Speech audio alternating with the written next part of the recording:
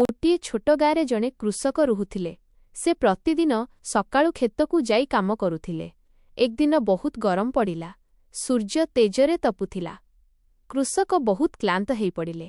ସେ ଧୀରେ କହିଲେ, ମୋତେ ବହୁତ ପିଆସ ଲାଗିଛି। କେହି ମୋତେ ପାଣି ଦେଇଦେଲେ ଭଲ ହେତା। ସେହି ସମୟରେ ଗଛ ଡାଳରେ ଗୋଟିଏ ହଳଦିଆ ଚଢ଼େଇ ବସିଥିଲା।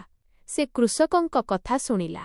ଚଢ଼େଇଟି ଦୟା କଲା। ସେ ତୁରନ୍ତ ନଦୀ ପାଖକୁ ଉଡ଼ିଗଲା। ଗୋଟିଏ ବଡ଼ ପତ୍ରକୁ ଛୋଟ ପାତ୍ର ଭଳି କରି ପାଣି ଭରିଲା। ବହୁତ ସାବଧାନରେ ସେ ପାଣି ନେଇ ଫେରିଆସିଲା। ଚଢ଼େଇଟି ପତ୍ରରେ ଥିବା ପାଣି କୃଷକଙ୍କ ସମ୍ମୁଖରେ ରଖିଦେଲା। କୃଷକ ଆଶ୍ଚର୍ଯ୍ୟ ହେଲେ। ସେ ପାଣି ପିଇ ବହୁତ ଖୁସି ହେଲେ। ସେ କହିଲେ, ଛୋଟ ଚଢ଼େଇ, ତୁମେ ବହୁତ ଭଲ। ତୁମେ ମୋତେ ସହାୟତା କଲା। ସେହି ଦିନରୁ କୃଷକ ଚଢ଼େଇକୁ ଦାନା ଦେଉଥିଲେ। ଦୁହେଁ ଭଲ ସାଙ୍ଗ ହୋଇଗଲେ। ଏହି ଗଳ୍ପଟିରୁ ଆମକୁ କ'ଣ ଶିକ୍ଷା ମିଳେ?